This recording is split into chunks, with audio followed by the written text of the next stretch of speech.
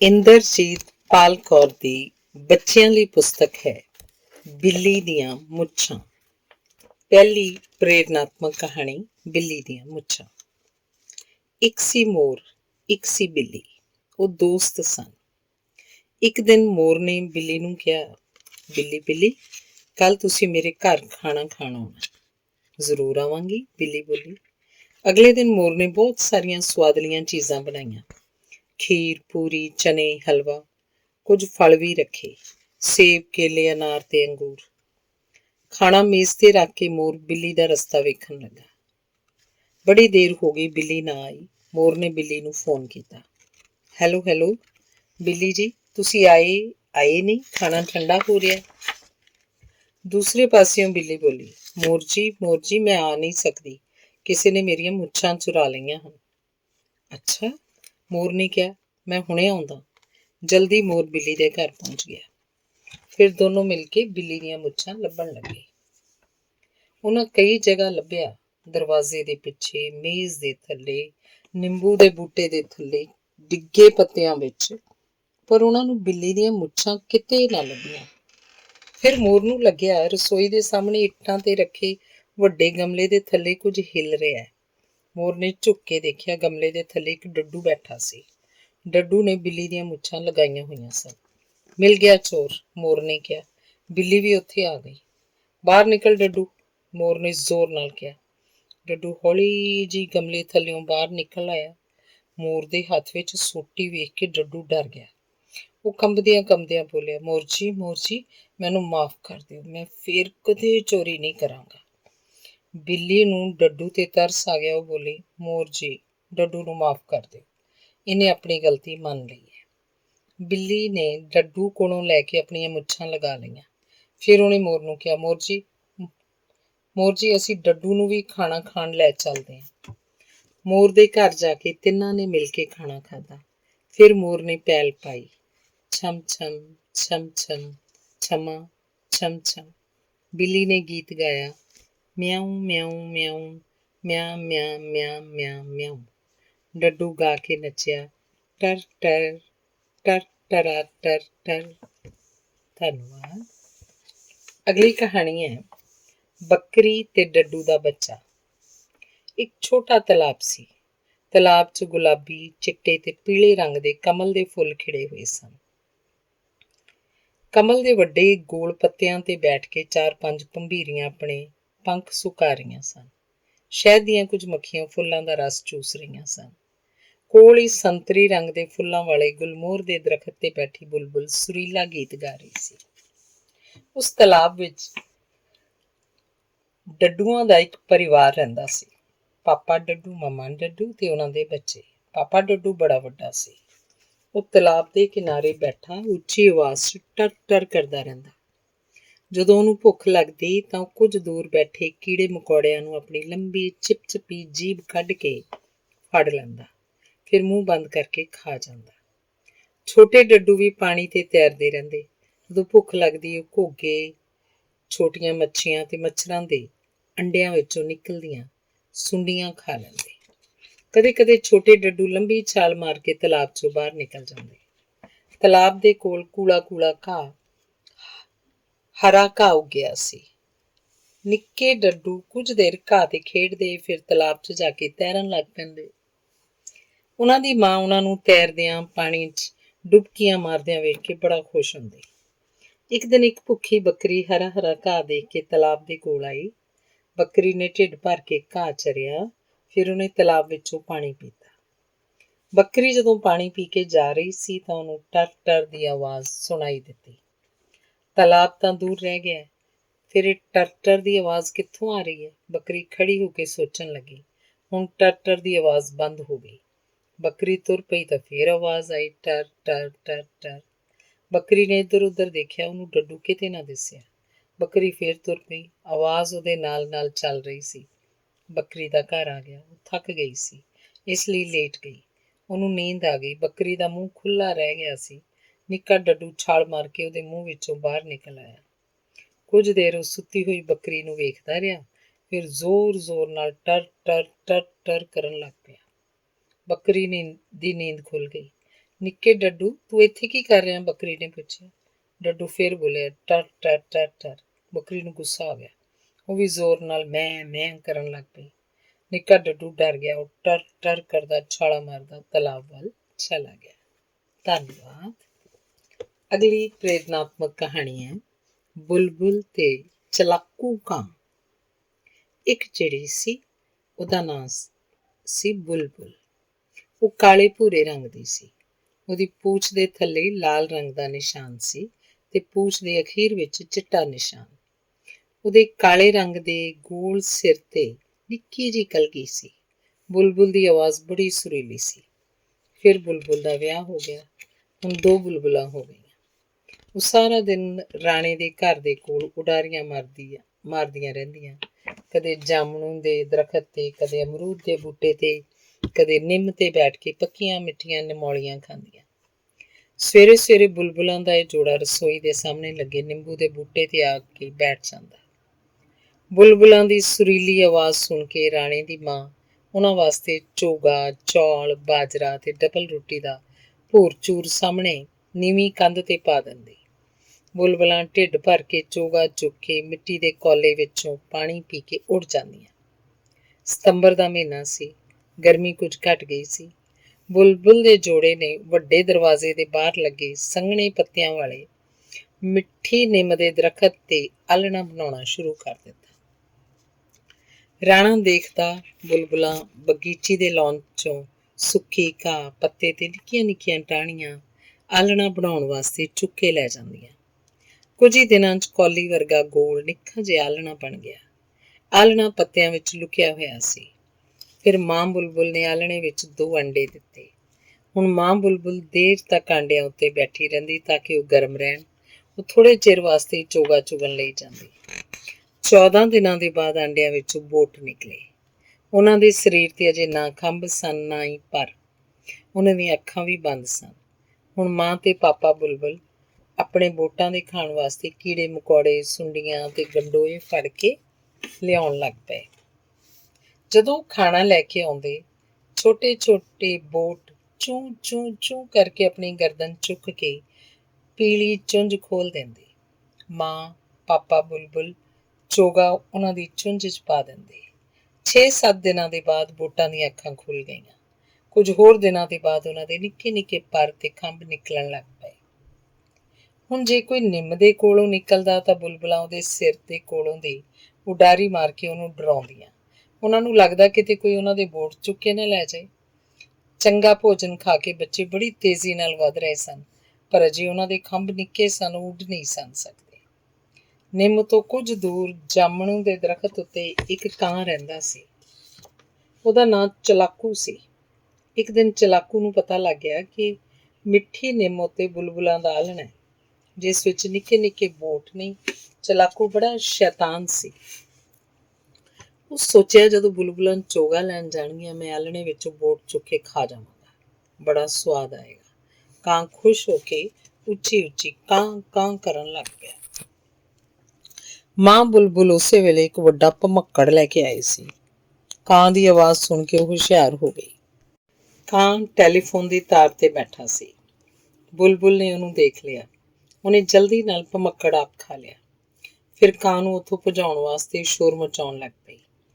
ਉਹਦੀ ਉੱਚੀ ਆਵਾਜ਼ ਸੁਣ ਕੇ ਪਾਪਾ ਬੁਲਬੁਲ ਵੀ ਆ ਗਈ। ਦੋਨਾਂ ਨੇ ਮਿਲ ਕੇ ਕਾਂ ਨੂੰ ਉੱਥੋਂ ਭਜਾਉਣ ਦੀ ਬੜੀ ਕੋਸ਼ਿਸ਼ ਕੀਤੀ। ਕਾਂ ਥੋੜ੍ਹੀ ਦੂਰ ਉੱਡ ਜਾਂਦਾ, ਪਰ ਕੁਝ ਦੇਰ ਬਾਅਦ ਵਾਪਸ ਆ ਜਾਂਦਾ। ਹੁਣ ਕੀ ਕਰੀਏ, ਬੁਲਬੁਲਾਂ ਨੇ ਸੋਚਿਆ। ਉਹ ਦੋਵੇਂ ਹੋਰ ਜ਼ੋਰ ਨਾਲ ਬੋਲਣ ਲੱਗ ਪਈਆਂ। ਉਹਨਾਂ ਦੀ ਉੱਚੀ ਆਵਾਜ਼ ਸੁਣ ਕੇ ਉੱਥੇ ਬਹੁਤ ਸਾਰੀਆਂ ਬੁਲਬੁਲਾਂ ਆ ਗਈਆਂ। ਹੁਣ ਸਭ ਮਿਲ ਕੇ ਚਲਾਕੂ ਕਾਂ ਨੂੰ ਉਡਾਉਣ ਲੱਗ ਪਈਆਂ। ਕੁਝ ਬੁਲਬੁਲਾਂ ਨੇ ਕਾਂ ਨੂੰ ਚੁੰਝਾਂ ਵੀ ਮਾਰੀਆਂ।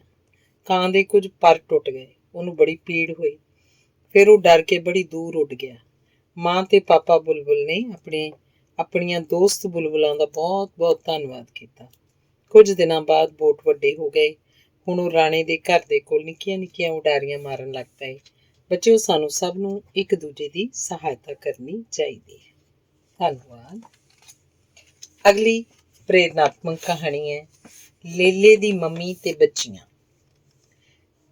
ਕਸ਼ਮੀਰ ਪਹਾੜਾਂ, ਨਦੀਆਂ, ਝਰਨਿਆਂ ਤੇ ਬਾਗਾਂ ਦਾ ਸੁੰਦਰ ਸੂਬਾ ਹੈ। ਬਾਰਾਮੂਲਾ ਕਸ਼ਮੀਰ ਦਾ ਇੱਕ ਸ਼ਹਿਰ ਹੈ। ਉੱਥੇ ਇੱਕ ਨਿੱਕੀ ਬੱਚੀ ਰਹਿੰਦੀ ਸੀ ਜਿਸ ਦਾ ਨਾਂ ਜ਼ਰੀਨਾ ਸੀ। ਅਹਿਮਦ, ਨੂਰਾ ਤੇ ਸ਼ਾਹੀਨ। ਅਹਿਮਦ ਤੇ ਨੂਰਾ ਵੱਡੇ ਸਨ। ਜ਼ਰੀਨਾ ਦੇ ਘਰ ਦੇ ਸਾਹਮਣੇ ਨਾਖਾਂ ਦਾ ਵੱਡਾ ਦਰਖਤ ਸੀ। ਦਰਖਤ ਦੇ ਚਾਰੇ ਪਾਸੇ ਪੱਕਾ ਥੜਾ ਸੀ। ਜਦੋਂ ਵੱਡੇ ਬੱਚੇ ਸਕੂਲ ਚਲੇ ਜਾਂਦੇ, ਜ਼ਰੀਨਾ ਤੇ ਸ਼ਾਹੀਨ ਥੜੇ ਤੇ ਖੇਡਦੀਆਂ ਰਹਿੰਦੀਆਂ। ਨਾਖਾਂ ਦੇ ਦਰਖਤ ਤੋਂ ਪੱਕੀਆਂ ਮਿੱਠੀਆਂ ਨਾਖਾਂ ਥੜੇ ਤੇ ਡਿੱਗਦੀਆਂ ਰਹਿੰਦੀਆਂ। ਬੱਚੀਆਂ ਕੁਝ ਨਾਖਾਂ ਖਾ ਲੈਂਦੀਆਂ, ਬਾਕੀ ਇੱਕ ਟੋਕਰੀ 'ਚ ਪਾਈ ਜਾਂਦੀਆਂ। ਉਹਨਾਂ ਦੇ ਘਰ ਤੋਂ ਥੋੜ੍ਹੀ ਦੂਰ ਨਿੱਕੀ ਪਹਾੜੀ ਦੇ ਉਰਲੇ ਪਾਸੇ ਇੱਕ ਪਗਡੰਡੀ ਸੀ। ਉਸ ਤੋਂ ਹੋ ਕੇ ਲੱਕੜਹਾਰੇ ਲੱਕੜਾਂ ਕੱਟਣ ਲਈ ਜੰਗਲ ਵੱਲ ਜਾਂਦੇ ਸਨ। ਲੱਕੜਹਾਰਿਆਂ ਨੇ ਇੱਕ ਮੋਢੇ ਤੇ ਕੁਹਾੜੀ ਤੇ ਦੂਸਰੇ ਤੇ ਕੱਟੀਆਂ ਹੋਈਆਂ ਲੱਕੜਾਂ ਬੰਨ੍ਹਣ ਵਾਸਤੇ ਗੋਲ ਕਰਕੇ ਰੱਸੀ ਟੰਗੀ ਹੁੰਦੀ ਸੀ। ਠੰਡ ਤੋਂ ਬਚਣ ਲਈ ਉਹਨਾਂ ਨੇ ਖੁੱਲ੍ਹਾ ਲੰਬਾ ਵੱਡੀਆਂ ਜੇਬਾਂ ਵਾਲਾ ਕੋਟ ਪਾਇਆ ਹੁੰਦਾ, ਜਿਸ ਨੂੰ ਫਿਰਨ ਕਹਿੰਦੇ ਨੇ। ਕਈ ਵਾਰ ਜੰਗਲ ਵੱਲ ਜਾਂਦੇ ਲੱਕੜਹਾਰੇ ਕੁਝ ਚਿਰ ਆਰਾਮ ਕਰਨ ਲਈ ਥੜੇ ਤੇ ਆ ਕੇ ਬੈਠ ਜਾਂਦੇ ਤੇ ਮਿੱਠੀਆਂ ਮਿੱਠੀਆਂ ਨਾਖਾਂ ਖਾਂਦੇ। ਜ਼ਰੀਨਾ ਤੇ ਸ਼ਾਹੀਨ ਦੇ ਘਰ ਦੇ ਸੱਜੇ ਪਾਸੇ ਖੁੱਲ੍ਹਾ ਮੈਦਾਨ ਸੀ, ਜਿੱਥੇ ਹਰੀ ਭਰੀ ਘਾਹ ਤੇ ਭੇਡਾਂ ਚਰਦੀਆਂ ਰਹਿੰਦੀਆਂ। ਭੇਡਾਂ ਦੇ ਲੇਲਿਆਂ ਨੂੰ ਦੇਖ ਕੇ ਜ਼ਰੀਨਾ ਤੇ ਸ਼ਾਹੀਨ ਬੜਾ ਖੁਸ਼ ਹੁੰਦੀਆਂ। ਇੱਕ ਚਿੱਟਾ ਲੇਲਾ ਉਹਨਾਂ ਦੇ ਕੋਲ ਆ ਜਾਂਦਾ। ਬੱਚੀਆਂ ਕੂਲਾ ਕੂਲਾ ਘਾਹ ਪੁੱਟ ਕੇ ਉਹਨੂੰ ਖਵਾਉਂਦੀਆਂ। ਲੇਲਾ ਉਹਨਾਂ ਦਾ ਦੋਸਤ ਬਣ ਗਿਆ। ਸ਼ਾਮ ਪੈਂਦਿਆਂ ਹੀ ਭੇਡਾਂ ਕੱਚੀ ਪਗਡੰਡੀ ਤੋਂ ਹੁੰਦੀਆਂ ਹੋਈਆਂ ਆਪਣੇ ਘਰ ਵੱਲ ਪਰਤ ਜਾਂਦੀਆਂ। ਲੇਲੇ ਵੀ ਮਾਵਾਂ ਦੇ ਪਿੱਛੇ ਪਿੱਛੇ ਦੌੜਨ ਲੱਗ ਪੈਂਦੇ। ਇੱਕ ਦਿਨ ਦੁਪਹਿਰ ਨੂੰ ਜਦੋਂ ਵੱਡੇ ਸੌਂ ਗਏ, ਜ਼ਰੀਨਾ ਤੇ ਸ਼ਾਹੀਨ ਖੇਡਣ ਲਈ ਥੜੇ ਤੇ ਆ ਗਈਆਂ। ਜ਼ਰੀਨਾ ਦੀ ਮਾਤਾ ਜੀ ਨੇ ਉਸ ਲਈ ਮਿੱਟੀ ਦੇ ਖਿਡੌਣੇ ਬਣਾਏ ਸਨ, ਪਤੀਲਾ, ਪਰਾਤ, ਗਲਾਸ ਤੇ ਕੌਲੀ। ਉਹਨਾਂ ਇੱਕ ਨਿੱਕਾ ਜਿਹਾ ਚੁੱਲ੍ਹਾ ਤੇ ਤਵਾ ਵੀ ਬਣਾਇਆ ਸੀ। ਸ਼ਾਹੀਨ ਵੀ ਆਪਣੇ ਗੁੱਡੀਆਂ ਪਟੋਲੇ ਲੈ ਆਈ ਸੀ। ਥੋੜ੍ਹੀ ਦੇਰ ਬਾਅਦ ਉੱਥੋਂ ਦੇ ਦੋ ਲੱਕੜਹਾਰੇ ਆਏ।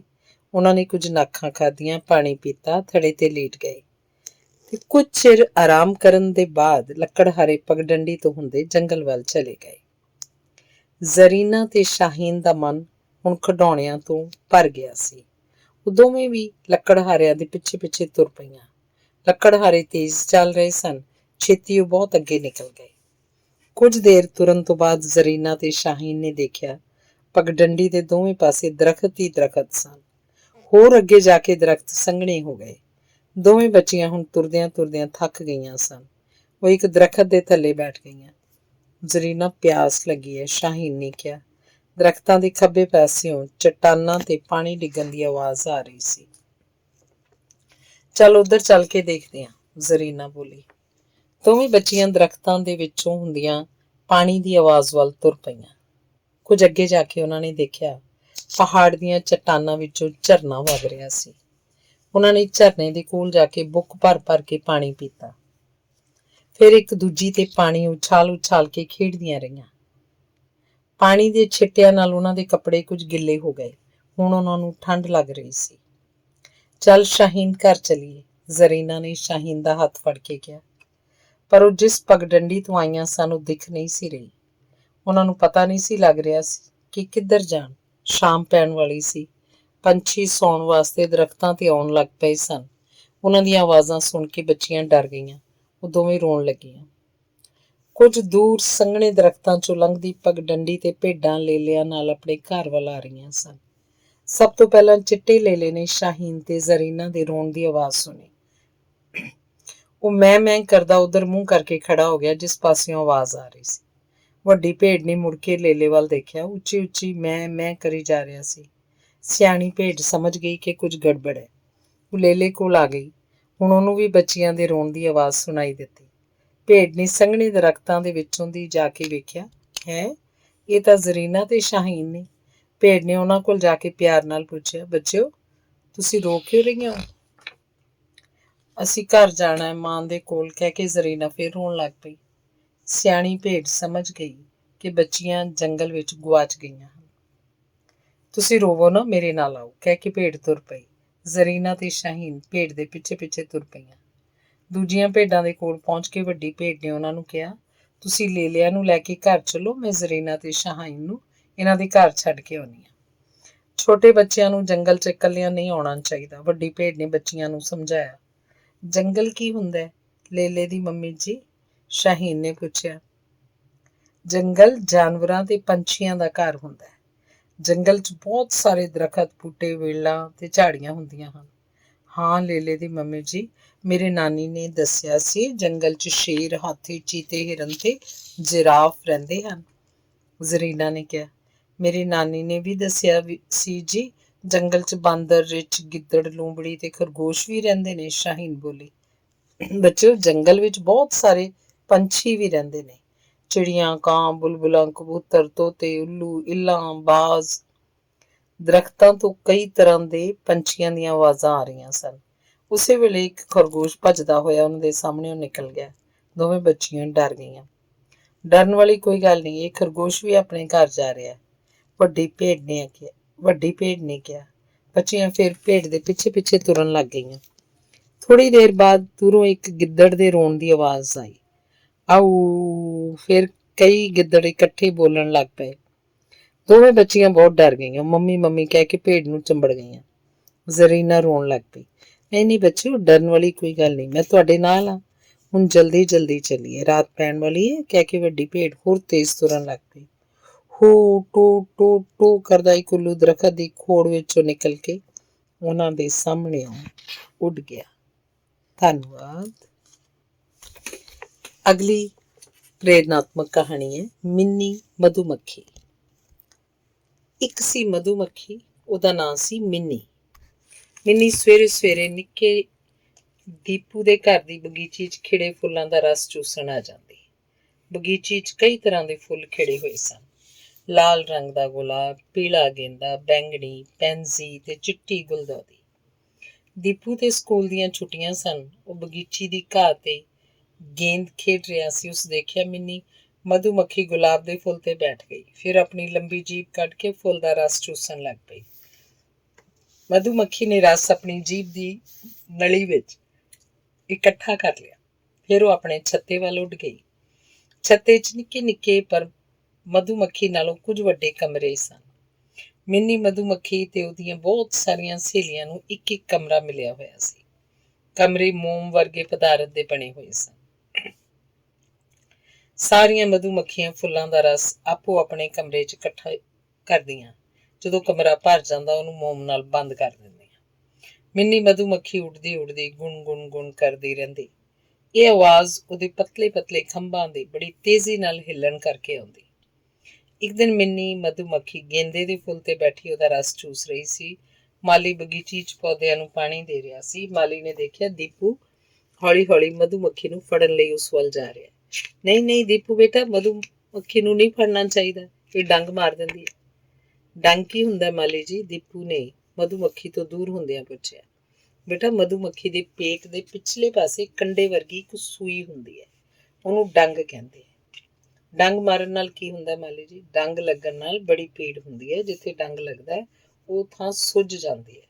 ਮਧੂਮੱਖੀ ਡੰਗ ਕਿਉਂ ਮਾਰਦੀ ਹੈ? ਦੀਪੂ ਬੇਟਾ, ਰੱਬ ਨੇ ਸਭ ਨੂੰ ਆਪਣੇ ਬਚਾਅ ਵਾਸਤੇ ਕੁਛ ਨਾ ਕੁਛ ਦਿੱਤਾ ਹੈ। ਕਿਸੇ ਨੂੰ ਡੰਗ, ਕਿਸੇ ਨੂੰ ਦੰਦ, ਕਿਸੇ ਨੂੰ ਪੂਛ। ਤਾਈਓ ਦੀਪੂ ਨੇ ਆਖਿਆ। ਇੱਕ ਮਧੂਮੱਖੀ ਫਰਸ਼ ਤੇ ਪੁੱਠੀ ਡਿੱਗ ਕੇ ਗੋਲ ਗੋਲ ਘੁੰਮਣ ਲੱਗ ਗਈ। ਮਾਲੀ ਜੀ ਦੇਖੋ, ਇੱਕ ਮਧੂਮੱਖੀ ਡਿੱਗ ਪਈ, ਉੱਡਦੀ ਨਹੀਂ। ਮਾਲੀ ਨੇ ਕੋਲ ਜਾ ਕੇ ਦੇਖਿਆ। ਬੇਟਾ, ਇਹਦੇ ਇੱਕ ਪੱਖ ਤੇ ਸੱਟ ਲੱਗ ਗਈ ਹੈ। ਹੁਣ ਇਹ ਉੱਡ ਨਹੀਂ ਸਕੇਗੀ, ਆਪਣੇ ਛੱਤੇ ਤੱਕ ਨਹੀਂ ਜਾ ਸਕੇਗੀ। ਮਾਲੀ ਜੀ, ਛੱਤਾ ਕੀ ਹੁੰਦਾ? ਦੀਪੂ ਨੇ ਪੁੱਛਿਆ। ਬੇਟਾ, ਮਧੂਮੱਖੀਆਂ ਦੇ ਘਰ ਨੂੰ ਛੱਤਾ ਕਹਿੰਦੇ ਨੇ। ਇਸ ਵਿੱਚ ਉਹ ਸ਼ਹਿਦ ਇਕੱਠਾ ਕਰਦੀਆਂ ਨੇ। ਮਾਲੀ ਨੇ ਦੀਪੂ ਨੂੰ ਗੋਦੀ 'ਚ ਚੁੱਕ ਲਿਆ। ਉਹ ਦੇਖੋ, ਦੂਰ ਅੰਬ ਦੀ ਟਹਿਣੀ ਉੱਤੇ ਛੱਤਾ ਲੱਗਿਆ ਹੋਇਆ। ਮਾਲੀ ਜੀ, ਛੱਤਾ ਇੰਨਾ ਉੱਚਾ ਕਿਉਂ ਲੱਗਿਆ? ਬੇਟਾ, ਤਾਂ ਕਿ ਕੋਈ ਇਹਨੂੰ ਤੋੜ ਨਾ ਸਕੇ। ਸਾਨੂੰ ਮਧੂਮੱਖੀ ਦੇ ਛੱਤੇ ਉੱਤੇ ਪੱਥਰ ਨਹੀਂ ਮਾਰਨਾ ਚਾਹੀਦਾ, ਨਹੀਂ ਤਾਂ ਬਹੁਤ ਸਾਰੀਆਂ ਮਧੂਮੱਖੀਆਂ ਛੱਤੇ ਵਿੱਚੋਂ ਨਿਕਲ ਕੇ ਡੰਗ ਮਾਰ ਦਿੰਦੀਆਂ ਨੇ। ਮੈਨੂੰ ਤਾਂ ਮਧੂਮੱਖੀ ਡੰਗ ਨਹੀਂ ਨਾ ਮਾਰੇਗੀ। ਨਹੀਂ, ਉਹ ਤਾਂ ਤੁਹਾਡੀ ਦੋਸਤ ਹੈ, ਤੁਹਾਡੇ ਲਈ ਸ਼ਹਿਦ ਬਣਾਉਂਦੀ ਹੈ। ਹਾਂ, ਮੈਨੂੰ ਗਾਣਾ ਵੀ ਸੁਣਾਉਂਦੀ ਹੈ। ਦੀਪੂ ਗੁਣ ਗੁਣ ਗੁਣ ਗੁਣ ਕਰਦਾ ਫਿਰ ਗੇਂਦ ਖੇਡਣ ਲੱਗ ਪਿਆ। ਧੰਨਵਾਦ। ਅਗਲੀ ਪ੍ਰੇਰਨਾਤਮਕ ਕਹਾਣੀ ਸਬਜ਼ੀਆਂ ਦਾ ਸਕੂਲ। ਇੱਕ ਛੋਟਾ ਸਕੂਲ ਸੀ ਜਿਸ 'ਚ ਸਿਰਫ ਸਬਜ਼ੀਆਂ ਪੜ੍ਹਦੀਆਂ ਸਨ। ਪਿੰਡ ਤੋਂ ਬਾਹਰ ਵੱਡੇ ਬੋਰਡ ਦੇ ਥੱਲੇ ਕਲਾਸ ਲੱਗਦੀ ਸੀ। ਸਾਰੀਆਂ ਸਬਜ਼ੀਆਂ ਇੱਕੋ ਕਲਾਸ 'ਚ ਪੜ੍ਹਦੀਆਂ ਸਨ। ਸਕੂਲ 'ਚ ਦੋ ਹੀ ਅਧਿਆਪਕ ਸਨ, ਵੱਡੇ ਅਧਿਆਪਕ ਕੱਦੂ ਜੀ ਮਹਾਰਾਜ ਤੇ ਅਧਿਆਪਕਾ ਲੌਕੀ ਰਾਣੀ। ਸਵੇਰੇ ਸਵੇਰੇ ਸਭ ਤੋਂ ਪਹਿਲਾਂ ਕੱਦੂ ਜੀ ਮਹਾਰਾਜ ਸਕੂਲ ਪਹੁੰਚ ਜਾਂਦੇ। ਉਹ ਸਾਰੇ ਬੱਚਿਆਂ ਨੂੰ ਬੜਾ ਪਿਆਰ ਕਰਦੇ ਸਨ। ਸਭ ਨੂੰ ਦੱਸਦੇ ਸਨ ਕਿ ਨਹਾ ਧੋ ਕੇ ਸਾਫ਼ ਹੋ ਕੇ ਸਕੂਲ ਆਉਣਾ ਹੈ। ਲੌਕੀ ਰਾਣੀ ਵੀ ਸਵੇਰੇ ਸਵੇਰੇ ਸਕੂਲ ਪਹੁੰਚ ਜਾਂਦੀ। ਬੈਂਗਣ ਤੇ ਮੂਲੀ ਨੇ ਸਕੂਲ ਦੀ ਸਫਾਈ ਦਾ ਜਮਾ ਲਿਆ ਹੋਇਆ ਸੀ। ਉਹ ਸਵੇਰੇ ਜਲਦੀ ਆ ਕੇ ਬੋਰਡ ਦੇ ਡਿੱਗੇ ਹੋਏ ਪੱਤੇ ਤੇ ਹਵਾ ਨਾਲ ਉੱਡ ਕੇ ਆਏ ਹੋਏ ਪੱਤੇ ਇਕੱਠੇ ਕਰ ਲੈਂਦੇ। ਫਿਰ ਉਹਨਾਂ ਨੂੰ ਕੁਝ ਦੂਰ ਪੁੱਟੇ ਹੋਏ ਟੋਏ 'ਚ ਪਾਈ ਜਾਂਦੇ। ਪੱਤਿਆਂ ਤੇ ਥੋੜੀ ਮਿੱਟੀ ਵੀ ਪਾ ਦਿੰਦੇ। 2-3 ਮਹੀਨਿਆਂ ਵਿੱਚ ਪੱਤਿਆਂ ਦੀ ਖਾਦ ਬਣ ਜਾਂਦੀ। ਮਾਸਟਰ ਕੱਦੂ ਜੀ ਮਹਾਰਾਜ ਉਹ ਖਾਦ ਸਾਰੀਆਂ ਸਬਜ਼ੀਆਂ 'ਚ ਵੰਡ ਦਿੰਦੇ। ਖਾਦ ਸਬਜ਼ੀਆਂ ਦਾ ਭੋਜਨ ਹੁੰਦੀ ਹੈ। ਖਾਦ ਲੈ ਕੇ ਸਾਰੀਆਂ ਸਬਜ਼ੀਆਂ ਬੜਾ ਖੁਸ਼ ਹੁੰਦੀਆਂ। ਸਕੂਲ ਵਿੱਚ ਆਸ-ਪਾਸ ਦੇ ਖੇਤਾਂ ਦੀਆਂ ਸਬਜ਼ੀਆਂ ਪੜ੍ਹਨ ਆਉਂਦੀਆਂ ਸਨ। ਲੌਕੀ ਰਾਣੀ ਨੇ ਸਬਜ਼ੀਆਂ ਨੂੰ ਬਹੁਤ ਸਾਰੇ ਪੰਛੀਆਂ ਤੇ ਜਾਨਵਰਾਂ ਦੇ ਨਾਂ ਤੇ ਬੋਲੀਆਂ ਸਿਖਾ ਦਿੱਤੀਆਂ ਸਨ। ਅੱਜ ਸਬਜ਼ੀਆਂ ਦਾ ਇਮਤਿਹਾਨ ਸੀ। ਕੱਦੂ ਜੀ ਮਹਾਰਾਜ ਕਲਾਸ ਦੇ ਸਾਹਮਣੇ ਕੁਰਸੀ ਤੇ ਬੈਠ ਗਏ। ਲੌਕੀ ਰਾਣੀ ਜੀ, ਇਮਤਿਹਾਨ ਸ਼ੁਰੂ ਕਰੋ, ਉਹਨਾਂ ਨੇ ਕਿਹਾ। ਠੀਕ ਹੈ ਵੱਡੇ ਮਾਸਟਰ ਜੀ, ਲੌਕੀ ਰਾਣੀ ਬੋਲੀ। ਇਮਤਿਹਾਨ ਸ਼ੁਰੂ ਹੋ ਗਿਆ। ਪਹਿਲੀ ਕਿਤਾਬ 'ਚ ਛੋਟੀਆਂ ਸਬਜ਼ੀਆਂ ਬੈਠੀਆਂ ਸਨ। ਭਿੰਡੀ, ਆਲੂ, ਮਟਰ, ਟਮਾਟਰ ਤੇ ਟਿੰਡੇ। ਦੂਸਰੀ ਕਤਾਰ 'ਚ ਉਹਨਾਂ ਤੋਂ ਵੱਡੀਆਂ ਸਬਜ਼ੀਆਂ ਲੌਕੀ, ਬੈਂਗਣ, ਤੋਰੀ ਤੇ ਚੱਪਣ ਕੱਦੂ। ਤੀਸਰੀ ਕਤਾਰ 'ਚ ਹੋਰ ਵੱਡੀਆਂ ਸਬਜ਼ੀਆਂ ਸਨ। ਹਲਵਾ ਕੱਦੂ, ਪੇਠਾ, ਗੋਭੀ ਤੇ ਬੰਦ ਗੋਭੀ। ਸਭ ਤੋਂ ਪਹਿਲਾਂ ਮਿਸ ਲੌਕੀ ਜੀ ਨੇ ਟਮਾਟਰ ਨੂੰ ਖੜੇ ਹੋਣ ਦੇਖਿਆ। ਲਾਲ ਟਮਾਟਰ, ਦੱਸੋ ਕਾਂ ਕਿਵੇਂ ਬੋਲਦਾ? ਟਮਾਟਰ ਨੇ ਪਾਠ ਠੀਕ ਤਰ੍ਹਾਂ ਯਾਦ ਨਹੀਂ ਸੀ ਕੀਤਾ। ਉਹ ਜਗਦੇ ਜਗਦੇ ਬੋਲੇ, ਮਿਸ ਜੀ, ਕਾਂ ਮਿਆਉਂ ਮਿਆਉਂ ਬੋਲਦਾ ਹੈ ਜੀ। ਸਾਰੀਆਂ ਸਬਜ਼ੀਆਂ ਹੱਸਣ ਲੱਗ ਪਈਆਂ। ਵੱਡੇ ਮਾਸਟਰ ਕੱਦੂ ਜੀ ਮਹਾਰਾਜ ਨੇ ਸਭ ਨੂੰ ਚੁੱਪ ਰਹਿਣ ਲਈ ਕਿਹਾ।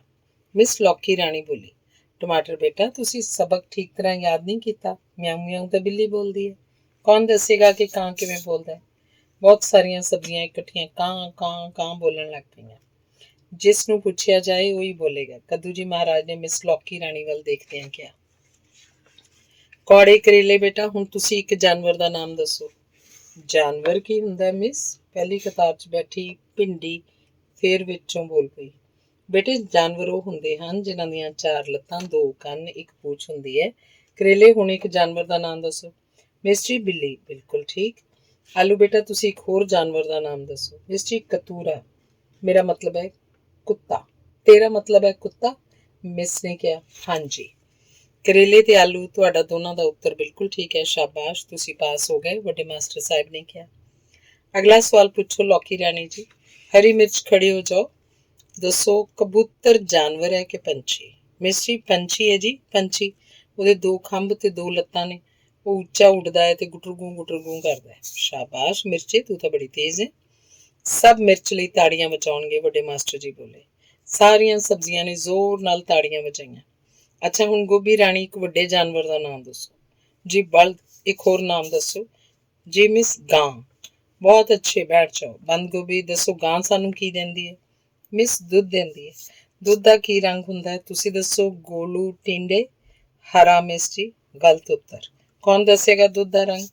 ਮੈਂ ਜੀ। ਬਹੁਤ ਸਾਰੇ ਹੱਥ ਖੜੇ ਹੋ ਗਏ। ਤੁਸੀਂ ਦੱਸੋ ਤੋਰੀ ਰਾਣੀ ਜੀ। ਚਿੱਟਾ ਦੁੱਧ। ਮਿਸ ਜੀ, ਸਿਰਫ ਚਿੱਟਾ ਜਾਂ ਸਫੈਦ ਹੀ ਕਹਿਣਾ ਹੈ? ਚਿੱਟਾ ਦੁੱਧ ਕਹਿਣ ਨਾਲ ਗ੍ਰਾਮਰ ਗਲਤ ਹੋ ਜਾਂਦੀ ਹੈ। ਲੌਕੀ ਰਾਣੀ ਜੀ, ਹੁਣ ਸਭ ਕੋਲੋਂ ਛੋਟੇ ਛੋਟੇ ਸਵਾਲ ਪੁੱਛੋ, ਵੱਡੇ ਮਾਸਟਰ ਜੀ ਨੇ ਕਿਹਾ। ਹੁਣ ਸਾਰੇ ਦੱਸੋ, ਕਾਂ ਕਿਵੇਂ ਬੋਲਦਾ? ਕਾਂ ਕਾਂ ਕਾਂ, ਸਾਰੀ ਕਲਾਸ ਬੋਲ ਪਈ। ਤੇ ਚਿੜੀ ਚੀ ਚੀ ਚੀ ਚੀ। ਤੇ ਡੱਡੂ ਟਰ ਟਰ ਟਰ ਟਰ, ਗੜੈਂ ਗੜੈਂ। ਇੰਨੀ ਦੇਰ 'ਚ ਪਿੱਪਲ ਦੇ ਲਾਗਲੇ ਛੱਪੜ ਵਿੱਚੋਂ ਇੱਕ ਵੱਡਾ ਡੱਡੂ ਉੱਚੀ ਉੱਚੀ ਬੋਲ ਪਿਆ, ਟਰ ਟਰ ਟਰ ਟਰ, ਗੜੈਂ ਗੜੈਂ। ਉਹਦੀ ਆਵਾਜ਼ ਸੁਣ ਕੇ ਹੋਰ ਡੱਡੂ ਇਕੱਠੇ ਬੋਲਣ ਲੱਗ ਪਏ, ਟਰ ਟਰ ਟਰ ਟਰ। ਉੱਚੀ ਆਵਾਜ਼ ਤੋਂ ਡਰ ਕੇ ਛੋਟੀਆਂ ਸਬਜ਼ੀਆਂ ਆਪੋ ਆਪਣੇ ਖੇਤ ਵੱਲ ਭੱਜ ਗਈਆਂ। ਵੱਡੇ ਮਾਸਟਰ ਕੱਦੂ ਜੀ ਮਹਾਰਾਜ ਨੇ ਬਾਕੀ ਸਬਜ਼ੀਆਂ ਨੂੰ ਕਿਹਾ, ਅੱਜ ਦਾ ਇਮਤਿਹਾਨ ਖਤਮ ਹੋਇਆ। ਕੱਲ ਆਪੋ ਆਪਣੇ ਰੰਗ ਯਾਦ ਕਰਕੇ ਆਉਣਾ। ਹੁਣ ਛੁੱਟੀ। ਬਾਕੀ ਸਬਜ਼ੀਆਂ ਵੀ ਆਪਣੇ ਖੇਤਾਂ ਵੱਲ ਚਲੀਆਂ ਗਈਆਂ। ਵੱਡੇ ਮਾਸਟਰ ਕੱਦੂ ਜੀ ਮਹਾਰਾਜ ਤੇ ਲੌਕੀ ਰਾਣੀ ਧੁੱਪੇ ਬੈਠ ਕੇ ਚਾਹ ਪੀਣ ਲੱਗ ਗਏ। ਧੰਨਵਾਦ। ਅਖੀਰਲੀ ਪ੍ਰੇਰਨਾਤਮਕ ਕਹਾਣੀ, ਕਬੂਤਰ ਤੇ ਕਾਡਾ। ਇੱਕ ਸੀ ਕਬੂਤਰ, ਰੋਜ਼ ਦਾਣਾ ਚੁਗਣ ਲਈ ਬਗੀਚੀ ਦੀ ਘਾਹ ਤੇ ਆ ਕੇ ਬੈਠ ਜਾਂਦਾ। ਇੱਕ ਕਾਡਾ ਵੀ ਉਸੇ ਜਗ੍ਹਾ ਭੋਜਨ ਦੀ ਤਲਾਸ਼ 'ਚ ਘੁੰਮਦਾ ਰਹਿੰਦਾ। ਕਾਡਾ ਦੇਖਦਾ ਕਬੂਤਰ ਦਾਣਾ ਚੁੱਕ ਕੇ ਫੁਰ ਕਰਕੇ ਉੱਡ ਜਾਂਦਾ। ਕੁਝ ਦਿਨਾਂ ਦੇ ਬਾਅਦ ਕਾਡਾ ਤੇ ਕਬੂਤਰ ਦੋਸਤ ਬਣ ਗਏ। ਇੱਕ ਦਿਨ ਕਾਡੇ ਨੇ ਕਬੂਤਰ ਨੂੰ ਪੁੱਛਿਆ, ਕਬੂਤਰ ਤੂੰ ਉੱਡ ਕੇ ਕਿੱਥੇ ਜਾਂਦਾ ਹੈ? ਮੈਂ ਉੱਡ ਕੇ ਕਦੇ ਖੇਤ ਵਿੱਚ, ਕਦੇ ਬਾਗ ਵਿੱਚ, ਕਦੇ ਮੇਲਾ ਦੇਖਣ, ਕਦੇ ਜ਼ੂ ਦੇਖਣ ਜਾਣਾ। ਜ਼ੂ ਕੀ ਹੁੰਦਾ? ਕਬੂਤਰ ਦੋਸਤ, ਕਾਡੇ ਨੇ ਪੁੱਛਿਆ। ਜ਼ੂ ਉਸ ਜਗ੍ਹਾ ਨੂੰ ਕਹਿੰਦੇ ਨੇ ਜਿੱਥੇ ਬਹੁਤ ਸਾਰੇ ਜਾਨਵਰ ਹੁੰਦੇ ਨੇ। ਪਰ ਕਬੂਤਰ ਜੀ, ਮੇਰੀ ਨਾਨੀ ਨੇ ਦੱਸਿਆ ਸੀ ਜਾਨਵਰ ਜੰਗਲ 'ਚ ਰਹਿੰਦੇ ਨੇ। ਹਾਂ ਕਾਡੇ ਦੋਸਤ, ਜਾਨਵਰ ਜੰਗਲ 'ਚ ਹੀ ਰਹਿੰਦੇ ਨੇ, ਪਰ ਜ਼ੂ ਵਿੱਚ ਇਹਨਾਂ ਨੂੰ ਪਿੰਜਰਿਆਂ ਤੇ ਵੱਡੇ ਵੱਡੇ ਵਾੜਿਆਂ ਵਿੱਚ ਰੱਖਿਆ ਜਾਂਦਾ ਹੈ। ਕਿਉਂ ਜੀ? ਕਿਉਂਕਿ ਜੰਗਲ 'ਚ ਇੰਨੇ ਸਾਰੇ ਜਾਨਵਰ ਇਕੱਠੇ ਨਹੀਂ ਦਿਖਦੇ। ਜ਼ੂ ਵਿੱਚ ਅਸੀਂ ਬਹੁਤ ਸਾਰੇ ਜਾਨਵਰ ਇਕੱਠੇ ਦੇਖ ਸਕਦੇ ਹਾਂ। ਦੋਸਤ, ਕੀ ਤੂੰ ਮੈਨੂੰ ਜ਼ੂ ਦਿਖਾਣ ਲੈ ਜਾਏਂਗਾ? ਕਾਡੇ ਨੇ ਕਿਹਾ।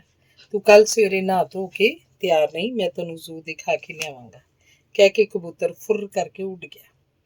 ਅਗਲੇ ਦਿਨ ਕਬੂਤਰ ਨੇ ਕਾਡੇ ਨੂੰ ਆਪਣੇ ਖੰਭਾਂ ਤੇ ਬਿਠਾ ਲਿਆ। ਫਿਰ ਉਹ ਤੇਜ਼ ਉੱਡਦਾ ਕੁਝ ਦੇਰ ਬਾਅਦ ਇੱਕ ਜ਼ੂ 'ਚ ਪਹੁੰਚ ਗਿਆ। ਜ਼ੂ ਬਹੁਤ ਵੱਡਾ ਸੀ। ਉੱਥੇ ਬਹੁਤ ਸਾਰੇ ਦਰਖਤ, ਵੇਲਾਂ ਤੇ ਝਾੜੀਆਂ ਵੀ ਸਨ। ਦਰਖਤਾਂ ਦੇ ਵਿੱਚ ਜ਼ੂ ਦੇਖਣ ਆਉਣ ਵਾਲਿਆਂ ਦੇ ਤੁਰਨ ਲਈ ਸੜਕ ਬਣੀ ਹੋਈ ਸੀ ਤੇ ਉਹਨਾਂ ਦੇ ਬੈਠਣ ਲਈ ਘਾਹ ਦੇ ਖੁੱਲ੍ਹੇ ਮੈਦਾਨ ਸਨ। ਕਬੂਤਰ ਨੇ ਇੱਕ ਦਰਖਤ ਦੀ ਟਹਿਣੀ ਤੇ ਬੈਠ ਕੇ ਕਾਡੇ ਨੂੰ ਕਿਹਾ, ਦੋਸਤ, ਹੁਣ ਤੂੰ ਮੇਰੇ ਖੰਭਾਂ ਤੋਂ ਉਤਰ ਕੇ ਇਸ ਦਰਖਤ ਦੀ ਟਹਿਣੀ ਤੇ ਚੜ੍ਹ ਜਾ। ਉੱਥੋਂ ਤੈਨੂੰ ਕਈ ਜਾਨਵਰ ਦਿਖਣਗੇ। ਕਾਡਾ ਜਦੋਂ ਦਰਖਤ ਦੀ ਟੀਸੀ ਵੱਲ ਚੜ੍ਹ ਰਿਹਾ ਸੀ, ਉਸ ਦੇਖਿਆ ਬਹੁਤ ਸਾਰੇ ਬੱਚੇ ਆਪਣੇ ਮਾਤਾ ਪਿਤਾ ਨਾਲ ਜ਼ੂ ਦੇਖਣ ਆਏ ਹੋਏ ਸਨ। ਉੱਪਰ ਚੜ੍ਹ ਕੇ ਕਾਡਾ ਆਰਾਮ ਨਾਲ ਇੱਕ ਪੱਤੇ ਤੇ ਬੈਠ ਗਿਆ। ਉੱਥੋਂ ਸਾਰਾ ਜ਼ੂ ਦਿਖ ਰਿਹਾ ਸੀ। ਕਾਡੇ ਨੇ ਦੇਖਿਆ ਡੂੰਘੀ ਖਾਈ ਨਾਲ ਘਿਰੇ ਉੱਚੀਆਂ ਤਾਰਾਂ ਵਾਲੇ ਬਹੁਤ ਵੱਡੇ ਵਾੜੇ ਵਿੱਚ ਦੋ ਸ਼ੇਰ ਆਰਾਮ ਨਾਲ ਇੱਕ ਵੱਡੀ ਚੱਟਾਨ ਦੇ ਕੋਲ ਬੈਠੇ ਧੁੱਪ ਸੇਕ ਰਹੇ ਸਨ। ਇੱਕ ਸ਼ੇਰ ਬਾਰ-ਬਾਰ ਆਪਣੀ ਲੰਬੀ ਪੂਛ ਹਿਲਾ ਕੇ ਮੱਖੀਆਂ ਉਡਾ ਰਿਹਾ ਸੀ। ਉਸ ਵਾੜੇ ਨੂੰ ਜੰਗਲ ਵਰਗਾ ਹੀ ਬਣਾਇਆ ਗਿਆ ਸੀ। ਉਸ ਵਿੱਚ ਕੁਝ ਦਰਖਤ, ਚੱਟਾਨਾਂ ਤੇ ਝਾੜੀਆਂ ਵੀ ਸਨ। ਇੱਕ ਪਾਸੇ ਸ਼ੇਰਾਂ ਦੇ ਪਾਣੀ ਪੀਣ ਵਾਸਤੇ ਤਲਾਬ ਵੀ ਸੀ। ਥੋੜ੍ਹੀ ਦੇਰ ਦੇ ਬਾਅਦ ਇੱਕ ਸ਼ੇਰ ਉੱਠ ਕੇ ਖਾਈ ਦੇ ਨਾਲ ਪਗਡੰਡੀ ਤੇ ਘੁੰਮਣ ਲੱਗ ਗਿਆ। ਇਹ ਪਗਡੰਡੀ ਸ਼ੇਰ ਦੇ ਤੁਰਨ ਕਰਕੇ ਹੀ ਬਣੀ ਸੀ। ਸ਼ੇਰ ਨੂੰ ਘੁੰਮਦਿਆਂ ਵੇਖ ਕੇ ਕਈ ਬੱਚੇ ਤਾੜੀਆਂ ਵਜਾਉਣ ਲੱਗ ਪਏ। ਦੂਸਰੇ ਵਾੜੇ ਵਿੱਚ 4 ਰਿੱਛ ਸਨ। ਵੱਡਾ ਰਿੱਛ ਇੱਕ ਦਰਖਤ ਦੇ ਮੋਟੇ ਤਣੇ ਨੂੰ ਆਪਣੇ ਲੰਬੇ ਨੋਹਾਂ ਨਾਲ ਛਿੱਲ ਰਿਹਾ ਸੀ। ਦੂਸਰਾ ਰਿੱਛ ਵਾੜੇ ਦੇ ਪੂਰਬ ਵੱਲ ਬਣੇ ਨਿੱਕੇ ਤਲਾਅ 'ਚੋਂ ਪਾਣੀ ਪੀ ਰਿਹਾ ਸੀ। ਛੋਟੇ ਦੋਵੇਂ ਰਿੱਛ ਇੱਕ ਦੂਜੇ ਨਾਲ ਖੇਡ ਰਹੇ ਸਨ। ਬੱਚੇ ਰਿੱਛਾਂ ਨੂੰ ਵੇਖ ਕੇ ਬੜੇ ਖੁਸ਼ ਹੋ ਰਹੇ ਸਨ। ਕਾਡੇ ਨੇ ਦੇਖਿਆ ਅਗਲਾ ਵਾੜਾ ਬਾਂਦਰਾਂ ਦਾ ਸੀ। ਇੱਕ ਬਾਂਦਰ ਦਰਖਤ ਤੇ ਬੈਠਾ ਕੇਲਾ ਖਾ ਰਿਹਾ ਸੀ। ਜ਼ੂ ਦੇਖਣ ਆਏ ਇੱਕ ਬੱਚੇ ਨੇ ਲਿਫਾਫੇ ਵਿੱਚੋਂ ਕੱਢ ਕੇ ਕੁਝ ਮੂੰਗਫਲੀਆਂ ਵਾੜੇ ਦੇ ਤਾਰ 'ਚੋਂ ਅੰਦਰ ਸੁੱਟ ਦਿੱਤੀਆਂ। 2 ਬਾਂਦਰ ਦੌੜ ਕੇ ਆਏ ਤੇ ਮੂੰਗਫਲੀਆਂ ਨੂੰ ਛਿੱਲ ਕੇ ਖਾਣ ਲੱਗ ਪਏ। ਉਹ ਬੜੀ ਜਲਦੀ ਸਾਰੀਆਂ ਮੂੰਗਫਲੀਆਂ ਖਾ ਗਏ। ਫਿਰ ਦੋਨਾਂ ਵਿੱਚੋਂ ਵੱਡਾ ਬਾਂਦਰ ਤਾਰ ਕੋਲ ਆ ਕੇ ਆਪਣੇ ਲੰਬੇ ਦੰਦ ਦਿਖਾਉਣ ਲੱਗ ਪਿਆ। ਉਹਨੂੰ ਦੇਖ ਕੇ ਕੁਝ ਨਿੱਕੇ ਨਿੱਕੇ ਬੱਚੇ ਡਰ ਗਏ। ਇੱਕ ਬੱਚੇ ਦੀ ਮਾਤਾ ਨੇ ਉਹਨਾਂ ਨੂੰ ਸਮਝਾਇਆ ਕਿ ਵਾੜੇ 'ਚ ਕੋਈ ਵੀ ਖਾਣ ਦੀ ਚੀਜ਼ ਨਹੀਂ ਪਾਉਣੀ ਚਾਹੀਦੀ। 2 ਨਿੱਕੇ ਬਾਂਦਰ ਦਰਖਤ ਦੀਆਂ ਟਾਹਣੀਆਂ ਨੂੰ ਆਪਣੀਆਂ ਲੰਬੀਆਂ ਬਾਹਾਂ ਨਾਲ ਫੜ ਕੇ ਝੂਲ ਰਹੇ ਸਨ। ਕੋਲ ਹੀ ਬਾਂਦਰੀ ਬੈਠੀ ਨਿੱਕੇ ਬੱਚੇ ਨੂੰ ਦੁੱਧ ਚੁੰਘਾ ਰਹੀ ਸੀ। ਦੂਸਰੇ ਵਾੜੇ ਵਿੱਚ 2 ਜ਼ਿਰਾਫ ਸਨ। ਦੋਵੇਂ ਆਪਣੀਆਂ ਲੰਬੀਆਂ ਗਰਦਨਾਂ ਚੁੱਕ ਕੇ ਕਿੱਕਰ ਦੇ ਦਰਖਤ ਤੋਂ ਪੱਤੇ ਤੋੜ ਕੇ ਖਾ ਰਹੇ ਸਨ ਤੇ ਲਗਾਤਾਰ ਆਪਣੀਆਂ ਨਿੱਕੀਆਂ ਨਿੱਕੀਆਂ ਪੂਛਾਂ ਹਿਲਾ ਰਹੇ ਸਨ। ਕਾਡਾ ਥੋੜਾ ਹੋਰ ਉੱਪਰ ਚੜ੍ਹ ਗਿਆ। ਦੂਰ ਉਹਨੂੰ ਹਾਥੀ ਦਿਖਾਈ ਦਿੱਤੇ। ਉਸ ਵਾੜੇ ਵਿੱਚ ਵੀ ਇੱਕ ਛੋਟਾ ਤਲਾਅ ਸੀ। ਇਹ ਹਾਥੀ ਆਪਣੀ ਸੁੰਡ ਵਿੱਚ ਪਾਣੀ ਭਰ ਕੇ ਫੁਆਰੇ ਵਾਂਗ ਉਛਾਲ ਰਿਹਾ ਸੀ। ਹਾਥੀਆਂ ਨੂੰ ਖਾਣ ਵਾਸਤੇ ਗੰਨੇ ਦਿੱਤੇ ਗਏ ਸਨ। ਇੱਕ ਹਾਥੀ ਸੁੰਡ ਨਾਲ ਤੋੜ ਕੇ ਗੰਨੇ ਮੂੰਹ ਵਿੱਚ ਚੱਪ ਰਿਹਾ ਸੀ। ਸਭ ਤੋਂ ਵੱਡਾ ਹਾਥੀ ਆਰਾਮ ਨਾਲ ਖੜਾ ਸੀ। ਉਸਦੇ ਦੰਦ ਬੜੇ ਲੰਬੇ ਸਨ ਤੇ ਮੂੰਹ ਦੇ ਦੋਵੇਂ ਪਾਸਿਓਂ ਬਾਹਰ ਨਿਕਲੇ ਹੋਏ ਸਨ। ਹਾਥੀਆਂ ਦੇ ਵਾੜੇ ਦੇ ਬਾਹਰ ਬਹੁਤ ਸਾਰੇ ਬੱਚੇ ਖੜੇ ਸਨ, ਜਿੱਥੇ ਇੱਕ ਨਿੱਕਾ ਜਿਹਾ ਹਾਥੀ ਦਾ ਬੱਚਾ ਖੇਡ ਰਿਹਾ ਸੀ। ਹਾਥੀਆਂ ਦੇ ਨਾਲ ਵਾਲੇ ਵਾੜੇ ਵਿੱਚ 2 ਚੀਤੇ ਸਨ। ਇੱਕ ਚੀਤਾ ਆਰਾਮ ਨਾਲ ਦਰਖਤ ਦੀ ਮੋਟੀ ਟਹਿਣੀ ਦੇ ਦੋਵੇਂ ਪਾਸੇ ਲੱਤਾਂ ਲਮਕਾ ਕੇ ਸੁੱਤਾ ਹੋਇਆ ਸੀ। ਹੋਰ ਵੀ ਬਹੁਤ ਸਾਰੇ ਜਾਨਵਰ ਪਿੰਜਰਿਆਂ 'ਚ ਬੰਦ ਸਨ। ਗਿੱਦੜ, ਲੂੰਬੜੀ, ਬਘਿਆੜ, ਲੱਕੜਬੱਗੇ। ਹਿਰਨਾਂ ਦਾ ਵਾੜਾ ਬਹੁਤ ਵੱਡਾ ਸੀ। ਕੁਝ ਵੱਡੇ ਹਿਰਨ ਹਰਾ ਚਾਰਾ ਚਰ ਰਹੇ ਸਨ। ਕੁਝ ਆਰਾਮ ਨਾਲ ਖੜੇ ਪੂਛ ਹਿਲਾਉਂਦੇ ਵੱਡੀਆਂ ਵੱਡੀਆਂ ਅੱਖਾਂ ਨਾਲ ਲੋਕਾਂ ਨੂੰ ਦੇਖ ਰਹੇ ਸਨ। ਛੋਟੇ ਹਿਰਨ ਕੁਲੰਚਾਂ ਭਰ ਰਹੇ ਸਨ। ਜ਼ੂ ਦੇ ਪੱਛਮ ਵੱਲ ਝਾੜੀਆਂ ਨਾਲ ਘਿਰਿਆ ਇੱਕ ਵੱਡਾ ਤਲਾਅ ਸੀ, ਜਿਸ 'ਚ ਕਈ ਤਰ੍ਹਾਂ ਦੀਆਂ ਬੱਤਕਾਂ ਤੈਰ ਰਹੀਆਂ ਸਨ। ਠੰਡ ਦਾ ਮੌਸਮ ਹੋਣ ਕਰਕੇ ਬਾਹਰਲੇ ਠੰਡੇ ਮੁਲਕਾਂ ਤੋਂ ਪ੍ਰਵਾਸੀ ਪੰਛੀ ਪੈਲਕਨ, ਕ੍ਰੇਨ, ਗੀਸ, ਕਾਰਮੋਰੈਂਟ ਵੀ ਆਏ ਹੋਏ ਸਨ। ਲੰਬੀਆਂ ਚੁੰਝਾਂ ਵਾਲੇ ਬਗਲੇ ਆਪਣੇ ਪੰਖ ਸਵਾਰ ਰਹੇ ਸਨ। ਬੱਚਿਆਂ ਦੇ ਮਾਤਾ ਪਿਤਾ ਦੂਰੋਂ ਹੀ ਉਹਨਾਂ ਨੂੰ ਪੰਛੀ ਦਿਖਾ ਰਹੇ ਸਨ। ਬਹੁਤਾ ਲਾਗੇ ਜਾਣ ਨਾਲ ਪੰਛੀ ਡਰ ਕੇ ਉੱਡ ਸਕਦੇ ਸਨ। ਸ਼ਾਮ ਪੈਣ ਵਾਲੀ ਸੀ। ਕਬੂਤਰ ਨੇ ਕਾਡੇ ਦੇ ਕੋਲ ਆ ਕੇ ਕਿਹਾ, ਚੱਲ ਕਾਡੇ ਦੋਸਤ, ਹੁਣ ਵਾਪਸ ਚਲੀਏ। ਫਿਰ ਉਸਨੇ ਕਾਡੇ ਨੂੰ ਆਪਣੇ ਖੰਭਾਂ ਤੇ ਬਿਠਾ ਲਿਆ। ਕੁਝ ਚਿਰ ਉੱਡਣ ਦੇ ਬਾਅਦ ਉਹ ਕਾਡੇ ਦੀ ਮੋਰੀ ਦੇ ਕੋਲ ਪਹੁੰਚ ਗਏ। ਕਬੂਤਰ ਦੇ ਖੰਭਾਂ ਤੋਂ ਉੱਡ ਕੇ ਕਾਡੇ ਨੇ ਉਸਨੂੰ ਬਹੁਤ ਬਹੁਤ ਧੰਨਵਾਦ ਕਿਹਾ। ਆਪਣੀ ਮੋਰੀ ਵਿੱਚ ਜਾਂਦਾ ਜਾਂਦਾ ਉਹ ਮੁੜਿਆ ਤੇ ਬੋਲਿਆ, ਕਬੂਤਰ ਦੋਸਤ, ਇੱਕ ਦਿਨ ਮੈਨੂੰ ਮੇਲਾ ਵੇਖਣ ਵੀ ਲੈ ਜਾਈਂ। ਜ਼ਰੂਰ ਲੈ ਜਾਵਾਂਗਾ, ਕਹਿ ਕੇ ਕਬੂਤਰ ਫੁਰ ਕਰਕੇ ਆਪਣੇ ਘਰ ਵੱਲ ਉੱਡ ਗਿਆ। ਧੰਨਵਾਦ।